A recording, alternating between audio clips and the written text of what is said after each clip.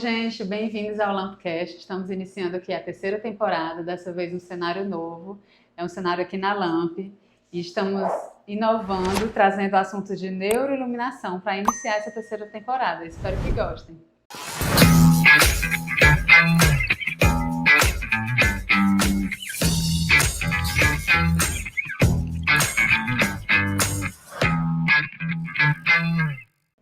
Oi, pessoal, estamos começando aqui mais um podcast, um Lampcast, e o episódio de hoje nós traremos o assunto neuroiluminação. Eu estou aqui com o Bernardo, que é especialista no assunto, e é o responsável pela área de treinamentos aqui na Lamp. Vou deixar ele se apresentar um pouquinho, falar um pouquinho sobre você, sobre a sua carreira, a sua profissão, seu trabalho aqui na Lamp. Eu sou o Bernardo Gomes, eu trabalho e estudo iluminação faz 5 anos e sou treinadora daqui, já vai fazer 1 ano que voltei para cá. Sou especialista em iluminação pela Escola Britânica de Artes e sou membro da Academia Brasileira de Arquitetura e Neurociência. Sim, nós fazemos muitos workshops aqui, palestras. O Bernardo também é responsável pelo treinamento da equipe da Lamp, então é um estudioso mesmo de iluminação. Lê muitos artigos, já escreveu também alguns artigos. E estamos aqui prestes também a lançar um curso de neuroiluminação, por isso um dos motivos da gente trazer esse assunto para o podcast.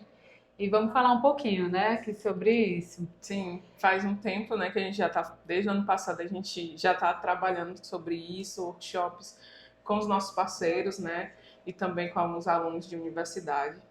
E para trazer esse assunto que vem tomando força desde o ano passado e nesse ano realmente está bem mais, o boom veio bem mais nesse ano, né? Sim, as pessoas mais preocupadas em trazer conforto através dos projetos, né? E aí, tanto se falava em conforto, o pessoal pensa muito na parte do mobiliário, né? Até o conforto visual no sentido das cores e a questão da biofilia também. E aí isso foi evoluindo para falar um pouco sobre a iluminação. As pessoas começaram a perceber que a iluminação não é algo somente técnico, mas é algo também que interfere totalmente nas sensações humanas. E aí eu vou começar te perguntando um pouco sobre o ciclo circadiano, para a gente começar o assunto. Então, fala um pouquinho para a gente o que é o ciclo circadiano, para quem não sabe, né? Sim, é o ciclo circadiano e o relógio biológico, né? Estão ligados a essa rotina que o nosso corpo tem de 24 horas e como esse corpo corresponde ao sol, também a rotina que o sol nos dá de 24 horas. Então, nosso corpo corresponde ao amanhecer, a toda essa volta que o sol dá durante o dia e essa troca de espectro que é muito importante, que às vezes entra muito em debate com os arquitetos sobre luz amarela, luz branca, melhor luz amarela, que é mais bonito, só que existe um motivo para ter essa variação de espectro no longo do dia.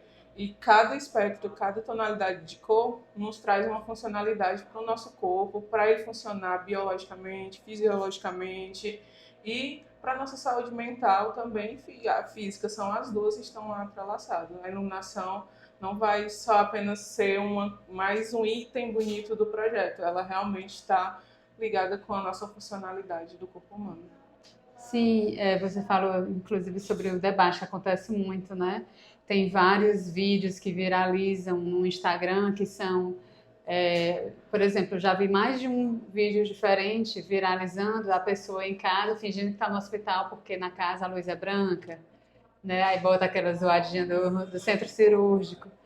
E é estranho como viraliza, porque as pessoas elas querem uma receita de bolo, então elas querem isso é certo, isso é errado. É muito mais fácil ir por essa linha, né?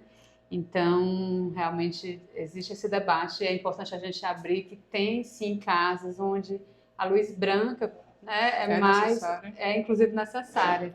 Comenta pra gente em que tipos de casos seria o ideal usar a luz branca, por exemplo?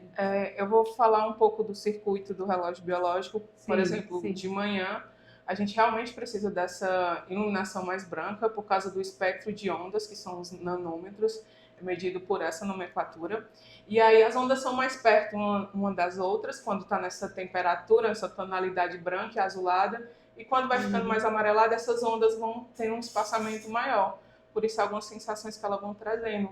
E de manhã é o corte da melatonina, que é o hormônio do sono, então, e é onde o nosso corpo começa a uma pressão arterial maior, uma circulação sanguínea maior, então é necessário, e uma liberação do cortisol, que é o hormônio do estresse, e é necessário realmente essa iluminação mais branca para acordar o corpo, para deixar bom dia, estamos ativos, você tem um dia para enfrentar.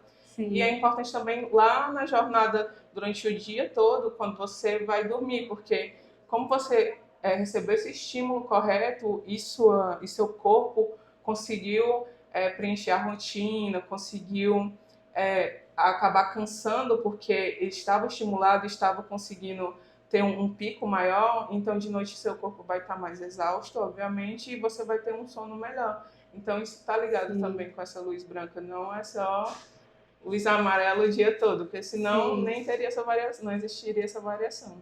Inclusive em ambientes hospitalares, fazendo um pouco esse jogo desses vídeos que viralizaram, e nos próprios ambientes hospitalares estão usando muito o amarelo também em alguns espaços para trazer um pouco mais de aconchego, né, nas recepções e tudo. Isso está atrelaçado também àquele momento do ambiente hospitalar. Quando a gente fala de recepção, onde não vai acontecer procedimentos, você geralmente vai acontecer momentos que ou acontecer algum acidente, algum desastre familiar está chegando, uma pessoa machucada está muito agitada, né? Sim. Então, a iluminação realmente mais amarelada vai trazer essa calmaria.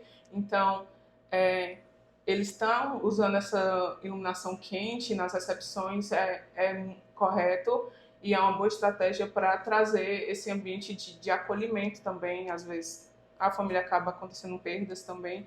Então essa estratégia para recepções de hospital é de forma bem inteligente usar.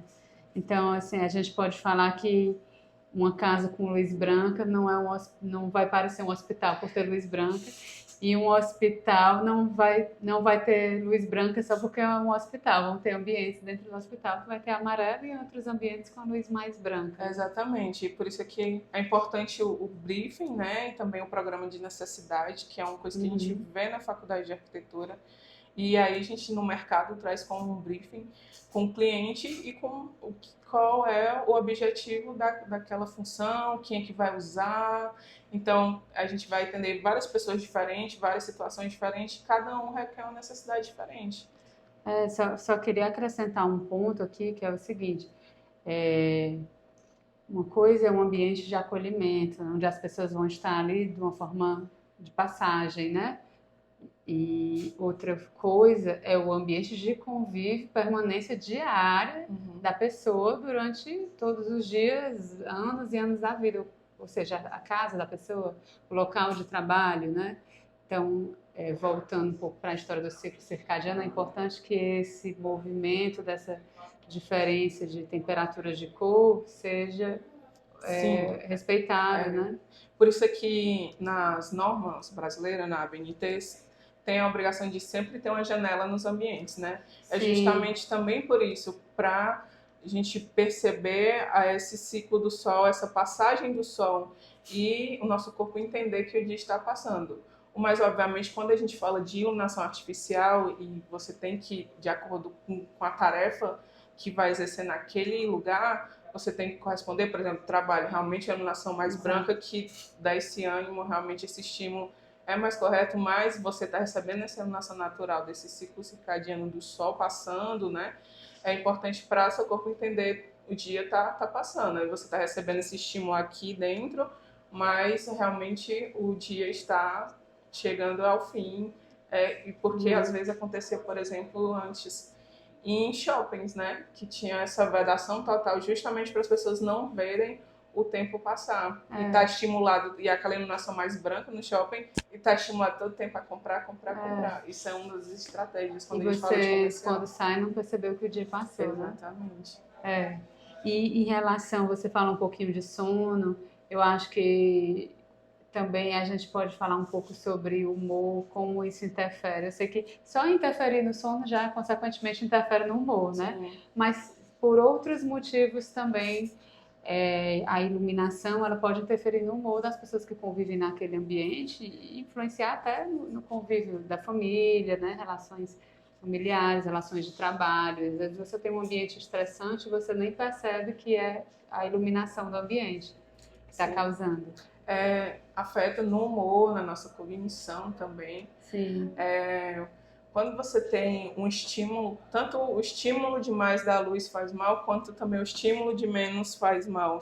Então, quando você é estimulado muito tempo essa luz, então você está recebendo estímulo todo o tempo, e aí teu cérebro está entendendo e está recebendo informações que você tem que estar ativo. E aí vem essa liberação de cortisol também, que acaba ocorrendo. Então, quando você é estimulado demais, acaba tendo um estresse. Eu gosto de citar onde acontece nos países do norte, né? Tipo Groenlândia, Finlândia. Também podemos citar o sol da meia-noite, porque tem países que chega a ter dia 18 horas, dia ou não ter, ou o sol não baixar nunca. E tem índice de suicídio lá por causa desse estímulo a todo tempo, o dia todo sendo estimulado, e as pessoas perdem esse timing do relógio biológico e acabam desenvolvendo transtorno, porque está recebendo iluminação demais, o estímulo demais. Sim. E da mesma forma que a iluminação ela pode estimular que seja desenvolvido algum tipo de transtorno mental, ela também pode estimular na verdade, combater ou ajudar a pessoa a criar momentos onde ela tem facilidade de conviver com aquilo, de conseguir relaxar diante de uma ansiedade, por exemplo. Então, você criar ambientes onde você... Tem cenários. Nas nossas, só fazendo parênteses aqui, nos nossos cafés, a gente já conversou muito sobre neuroiluminação e nos cafés a gente faz muito essa abordagem da parte dos transtornos mentais, né?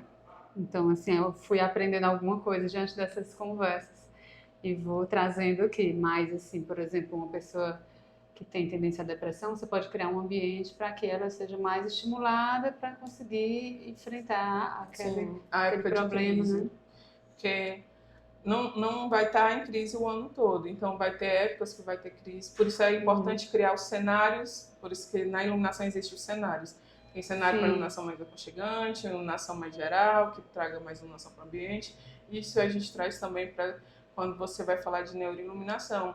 Então, quando eu falo de depressão, você conseguir estimular mais a pessoa depressiva é melhor. Às vezes tem nos workshops os arquitetos, eu pensava que a iluminação amarela era mais correta. Só que a iluminação amarela, para quem está em crise de depressão, ela traz muita melancolia, porque remete ao pôr do sol e remete essa calmaria, vai trazendo a melancolia, que vai anoitecendo, onde acontece mais os picos de crise de depressão. Então, tem um exemplo de uma amiga que eu trago sempre, né, que ela tem depressão, ela estava com grandes crises de pânico, e a iluminação amarela da casa dela estava atrapalhando, ela trocou pela branca e as crises de pânico dela pararam. Sim. Agora, conversando contigo, eu percebi e pensei numa pergunta. A questão da intensidade também, ela interfere ou é muito mais sobre a temperatura de cor? A intensidade também interfere, porque vai estimular mais. Se você tem mais intensidade, estimular menos. Também tem como a questão de como a luz está entrando no globo ocular. Então, por isso aqui existe a questão do índice de ofuscamento, não só pela questão da iluminação que é de foco, que é mais fechado, de ângulo fechado, mas também a iluminação difusa. Se ela tiver um alto índice de fluxo e principalmente a questão de altura, quando a gente fala, por exemplo, de iluminação que vai em macenaria no móvel, e aí você vai em bancadas, que tanto de estudo ou às vezes bancada de cozinha, é importante não. Por isso que aqui a gente não bota fluxo alto na macenaria de bancada, justamente porque a iluminação está na altura do olhar do observador. Então isso é importante também. Sim. E aí, falando nisso também, até você se preocupar que não é só quem está usando ali a bancada. Às vezes tem uma mesa perto e do ângulo de quem está sentado na mesa, né? Uma bancada de varanda, por exemplo, é muito usado o perfil embaixo do móvel superior para iluminar a bancada da varanda gourmet. E aí as pessoas que estão sentadas ali na mesa tomando vinho, de repente aquele perfil para a altura e a distância que a pessoa está sentada na mesa pode estar ofuscando quem está na mesa. E era para ser um momento relaxante, conversando com os amigos, tomando vinho e tem uma luz ofuscando. Por isso né? a importância de saber o fluxo luminoso correto a se colocar. Sim. E até usar de dimerização, né? Ainda assim, dependendo, como você falou em cenas, a gente pode usar a dimerização também como uma forma de você fazer ajustes pontuais. Sim, sim. Dependendo. A gente sempre fala, né, nas nossos encontros sobre a dimerização, não só do fluxo, mas também do espectro, né? Que hoje em dia a gente tem já a iluminação inteligente, iluminação smart, que também são conhecidas assim, e a automação, que você pode programar, por exemplo, a sua iluminação geral para fazer o ciclo do sol. Exato. Então você tem hoje em dia essa tecnologia nos traz essa gama de possibilidades. Para quem não sabe, assim, são diversos os produtos. Então, que tem essas possibilidades de você escolher a temperatura de cor, de você programar a temperatura de cor, mexer na intensidade pelo celular, pelo aplicativo, deixar programado, ou até um dimmer também no interruptor, várias possibilidades. Então, antes eram poucos os produtos que tinham e os que tinham eram muito caros. Sim. Então, no decorrer da evolução da tecnologia, esses produtos têm cada vez chegado com preços mais acessíveis e numa gama de opções de produtos muito maior. Que na Lamp a gente tem várias opções, inclusive a gente faz demonstrações e tudo, que é justamente para a gente entregar esse tipo de opção de conforto, tanto para a pessoa, que vão ter momentos diferentes de uso do mesmo ambiente, quanto para um convívio familiar, onde um vai gostar do ambiente com maior luminosidade, o outro gosta de um ambiente com luz mais suave no mesmo ambiente. Então, uma hora você usa aquela varanda para estudar, outra hora você usa aquela varanda, como eu falei, para encontrar os amigos para tomar um vinho, então já é outro momento de iluminação, outra cena, né?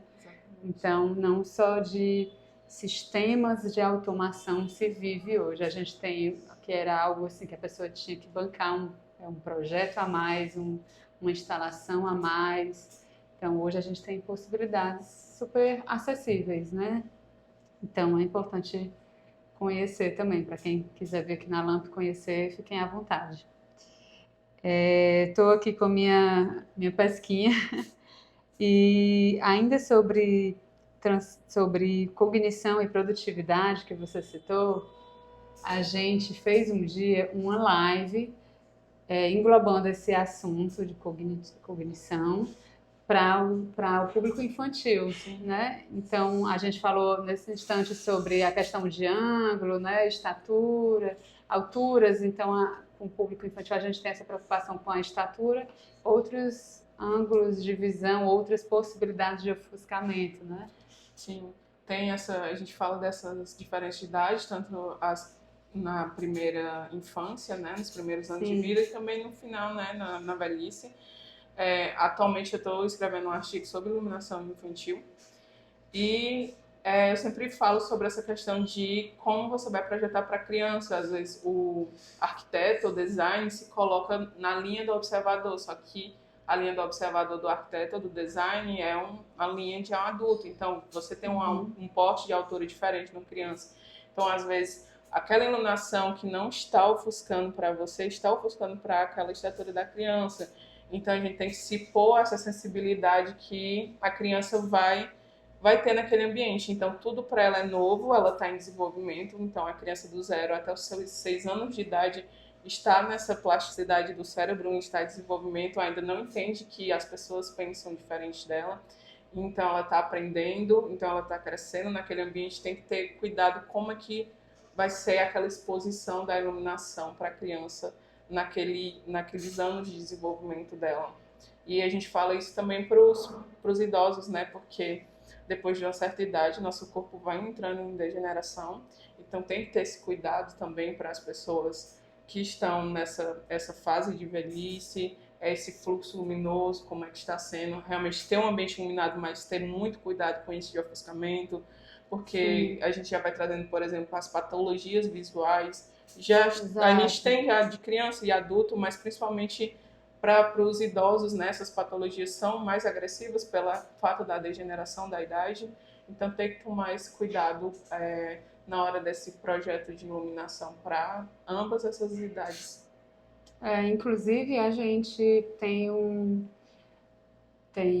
vários relatos de médicos oftalmologistas que indicam que que o paciente faça o uso do filtro de luz azul no celular, né? Sim. Que é justamente para evitar essa agressão mesmo à saúde. Diminuir um pouco mais, porque as telas que a gente é exposto todo tempo, né? TV, notebook, na hora do trabalho, celular, que muitas vezes a gente vai para a cama com ele, então você está exposto à luz azul, que é a luz que emana dessas telas, então é um alto estímulo e à noite a gente precisa de menos estímulo possível. A gente, na verdade, precisa de ausência total de luz. Então, quando você usa o celular na cama, você está cortando essa liberação de melatonina, que começa a acontecer mais ou menos a partir das 9 horas da noite. Então, isso agride a questão do sono regenerador e você também conseguir dormir. E qualquer estímulo lumínico vai te estimular na hora da noite, pode tirar seu sono, até aquela luz do ar-condicionado. Então, a gente realmente precisa dessa ausência, como você falou, os médicos também, eles falam sobre usar vendas, eles realmente falam sobre essa questão, é uma questão que a gente traz também para a gente evitar, porque os nossos fotoreceptores, que mesmo de olhos fechados, a gente ainda continua recebendo aquele estímulo. Então, são os nossos bastonetes que são responsáveis pela luz. Então, isso já vai alertar o nosso cérebro, causando insônia. Às vezes você demora muito mais para dormir, às vezes você nem volta a acorda dormir. cansado, Exatamente. porque não teve um sono tão profundo, que interrompeu, né? O ciclo do sono. Sim. E quando a gente fala sobre diferenças de idade, que você falou agora há pouco, tem também, eu me lembrei de uma abordagem que você sempre faz, não está aqui no nosso checklist, mas eu lembrei, que é justamente a questão das memórias, né? Então, quando os idosos, às vezes, eles têm muito mais uma memória, um apego à memória afetiva. Sim. E às vezes a gente insiste em ter um determinado tipo de projeto luminotécnico que na verdade não é aquela temperatura de cor que ele se sente à vontade. Então, e aí a gente fica meio que sem explicação e às vezes quer empurrar goela abaixo, insiste porque é mais bonito, porque vai ser mais confortável, a gente sabe que é mais confortável, mas tem essa coisa também de você tentar dar mais ouvidos ao cliente, porque no final das contas vai ficar pronto, vai ficar bonito e a pessoa vai dizer que não gostou. Não gostei, não me sinto bem. Sim. Às vezes é alguma questão de memória, né? Você sempre fala muito sobre a questão da memória afetiva. Porque a gente tem alguns tipos de memória afetiva, a gente tem a nossa memória afetiva, a gente tem a memória afetiva que a gente herda, então, dos nossos ancestrais também. Então, tem coisas que a gente traz, cores, de alertas, por exemplo, vermelho, e falando em questão de cor, se vermelho não traz uma questão de alerta, porque lá nos primórdios, quando tinha, por exemplo, caça e era ligada a sangue, então traz essa questão da memória que você herda, e tem a nossa memória que a gente convive, né? Às vezes tem algum momento da nossa vida, às vezes a gente nem lembra, que a gente acaba passando por alguma situação e não gosta daquela iluminação. Aí quando você pontua a questão dos idosos e a gente leva para trás, antigamente que a gente tinha aquela lâmpada de filamento e era uma lâmpada mais amarelada. Então, tem esse costume de ter essa memória afetiva daquela iluminação mais amarelada, de gostar mais daquela iluminação amarelada. Ou de uma iluminação mais branca, quando a gente já vai trazendo para a halógena, né? A halógena já é aquela iluminação mais branca, então já para esse meio termo de idade, assim, de 40 anos já. Então tem coisas que tem as preferências e também cada indivíduo vai ter uma preferência diferente, então é bom a gente tentar se adaptar dentro dessa necessidade do nosso cliente. Sim, hoje em dia está muito mais a humanidade, né, está mais voltada para isso, para entregar um bem-estar, né, quando você entrega um produto para o cliente que ele se sinta bem, do que você ter necessariamente um portfólio, né? As pessoas os profissionais estão cada vez mais conscientes disso. mas sempre é importante a gente reforçar isso, porque é um caminho super válido e que a gente super concorda também. E nos nossos encontros, nos nossos cafés que acontecem aqui na LAMP, a gente faz muita questão de estimular os profissionais a irem por esse caminho. Sim. Porque o portfólio, ele é legal ali para uma foto do Instagram e tal, mas o que vale é a satisfação do cliente, que é o que vai trazer até um retorno financeiro também para o escritório, né? A indicação. A indicação ou uma reforma na frente. E a própria realização profissional, você perceber que fez algo bom para aquela família, para aquela pessoa, né? Que através do seu projeto você conseguiu mudar a realidade do dia a dia da pessoa.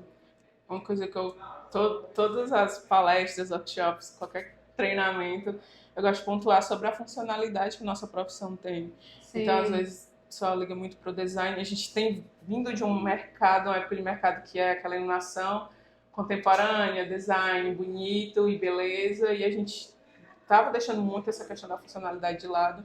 E a nossa profissão está atrelaçada com a funcionalidade. A gente é uma profissão que a gente cumpre um programa de necessidade funcional. A gente é contratado para isso, para fazer o ambiente funcionar. Então, quando a gente tira isso, a gente acaba banalizando a nossa profissão. E a gente é artista até um certo ponto onde bate a funcionalidade, que eu gosto de dizer. Sim. Então, tem que ter essa importância de atrelaçar o design com o funcional, tem que andar de mãos dadas na arquitetura e no design. Sim. E aí eu queria saber de ti, o que é que você, assim, e tudo isso, a base de tudo isso é um briefing bem feito, né? Você ter uma conversa com o cliente, às vezes ali na pressa da entrega, às vezes o cliente já contrata, já falando um prazo, às vezes tem cliente que contrata com a obra já iniciada, aquela loucura, né? Então, muitas vezes o briefing é atropelado aí no meio desses processos. Sim. E o que é que você me fala sobre isso, sobre o que é que você daria de dica para os profissionais que buscam trabalhar com esse tipo de diferenciação de mercado, que é o olhar para o conforto do cliente e é entregar um projeto de iluminação bem pensado, bem elaborado e personalizado para o estilo de vida dos indivíduos que vão usar aquele ambiente. O que é que você traz de dica sobre o briefing? O que é que você fala um pouquinho para a gente? Uma coisa que acontece muito, Amília, nas rodas de conversa, essa questão de você tem que convencer o seu cliente. Além o seu cliente está lhe contratando, sim, mas mesmo ele lhe contratando, você tem que convencê-lo ainda. Porque acontece muito de você projetar e quando entrega para o cliente, na hora da compra, ele, não, vou comprar tudo mais barato e muda todo o conceito do projeto. Sim. Então, é importante realmente parar, ao mais que o cliente esteja eufórico, falar assim, vamos conversar, esse é o meu método, eu preciso saber isso para atingir as suas necessidades, eu preciso de mais informações. Então, parar, conversar com o cliente para saber realmente o que ele precisa e aí você projeta. Quando projetar, aí você vai convencer de novo o seu cliente. É importante explicar o porquê, eu botei essa iluminação por causa disso, porque é melhor para esse fator da sua rotina, essa iluminação vai ajudar bastante. Se você não tiver essa iluminação, vai atrapalhar no seu desempenho. Então, realmente, a gente acaba tendo que convencer o nosso cliente das nossas decisões projetuais.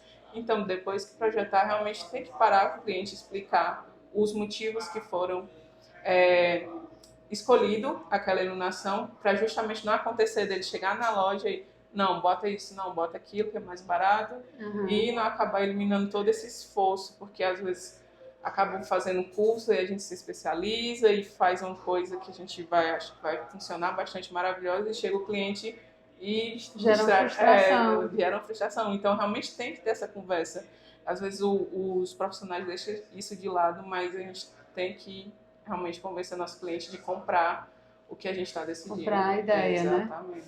E aí, isso é tão importante, tanto para conscientizar o cliente da proposta, de o porquê que deve seguir a proposta, apesar dele ter contratado para receber o que deve seguir, mas a gente sabe que no meio do caminho as coisas são diferentes. Exatamente. Então, assim, tanto para conscientizar o cliente de seguir o projeto, quanto uma outra coisa que eu acho importante também é que um briefing bem feito, uma conversa, além de convencer, ele é uma oportunidade de o profissional demonstrar o seu valor, demonstrar o seu conhecimento. Porque se essa conversa não ocorre, em que momento que você vai demonstrar para o cliente que você está preocupado com o bem-estar dele, que você entende sobre as influências das diferentes temperaturas de cor, que você entende sobre as intensidades, que você sabe e você se preparou para aquilo que você está entregando, né? Então é um momento até de fazer uma valorização do profissional. Sim. Mais um motivo para não deixar de fazer esse tipo de reunião e de conversa, né? E, Bernardo, para finalizar, eu queria que você falasse um pouco, eu sei que a gente combinou aqui de apenas pincelar sobre os assuntos, é bem mais abrangente do que a gente conversou, mas fala para a gente um pouquinho sobre o que mais que a gente vai trazer nesse curso, sobre o quanto você se preparou para esse curso, sobre o quanto que a gente ainda vai aprofundar muito mais em cada um desses temas que a gente falou aqui, que são destrinchando o tema de neuroiluminação.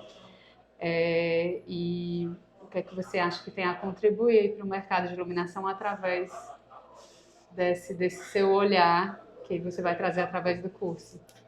Eu falo mais um pouco mais, trazendo para o meu pessoal. Como eu falo assim, a arquitetura me escolheu, assim como a iluminação me escolheu. A arquitetura me escolheu, eu tinha 10 anos, onde eu decidi que eu ia ser arquiteto. E há 5 anos eu me apaixonei pela iluminação. Antes de me apaixonar pela iluminação, eu me apaixonei pelo conforto ambiental. Então eu achava muito interessante e necessário realmente a gente ter o conforto e seguir essa regra de conforto acústico, lumínico, térmico. Então, eu sempre fui dessa questão da funcionalidade. E aí é onde eu me apaixonei por iluminação. E há mais ou menos 2 anos atrás, em um momento da minha vida, acabei tendo esse insight sobre estudar sobre iluminação, neuroiluminação, foi por acaso. E aí foi onde surgiu a ideia do meu primeiro artigo. E aí eu comecei a estudar vários artigos e quando eu vi, eu estava sem querer estudando neurociência aplicada à iluminação. E a gente vai pontuar várias coisas e eu gosto muito de aprofundar, tanto que eu falo, quando eu tenho as aulas rápidas de só 1 hora, eu fico muito triste porque eu sinto que eu não entreguei o suficiente. Só falando um pouquinho dos bastidores, o que a gente mais falou, tem que ser curto, viu? O podcast não é o curso, tem que ser curto, porque realmente o Bernardo ele gosta de aprofundar bastante os assuntos, o que é ótimo para quem quer, assim, num curso é excelente, né? Sim. Então é uma prova de que ele gosta muito de aprofundar os assuntos, trazendo muito conhecimento técnico, embasamento técnico. Tanto que a gente avisou, olha, tenta fazer uma coisa, são as pinceladas no assunto. É difícil para mim, porque assim como quem é leigo está assistindo também, eu gosto de fazer entender e realmente, que nem você falou, eu gosto de embasar tudo, então eu vou trazer um embasamento técnico, científico, eu vou citar artigos no curso, então cada ponto desse eu vou destrinchar, aprofundar, realmente explicar o que acontece e quais são as formas que os arquitetos e designers podem resolver, solucionar, né? Então, a gente vai liberar as listas dos módulos, né? E dentro desses módulos já vai ter muitas coisas. Então, eu tento o máximo possível trazer o meu conhecimento e trazer esse entendimento, porque eu quero repassar uma forma, trazer um olhar diferente para a arquitetura e para a iluminação. Eu realmente acredito que na funcionalidade a gente vai conseguir projetar coisas incríveis. Então, quando você conscientiza o fato de eu poder estar ensinando e conscientizando os arquitetos e design para ver dessa forma, como a arquitetura não é só design, não é só o belo, eu vou dar o que eu posso dar de mim e espero muito tempo de curso, muitas horas, e eu creio que as perguntas também vão gerar bastante discussão, né? Por ser um tema totalmente novo. Sim, todo mundo tem um caso para contar. Exatamente. A gente isso durante isso é bom porque os encontros que tiveram aqui, todo mundo acaba lembrando de um cliente, de um caso, enfim, a discussão acaba, a conversa acaba fluindo muito, né? E o aprendizado fica bem mais facilitado. Sim, porque as pessoas vão entendendo, né? Então, realmente, quando você traz a informação e embasa e as pessoas veem que realmente aconteceram algumas situações na vida delas, as pessoas começam a entender que isso realmente é real. Não é uma coisa que estamos trazendo um assunto para...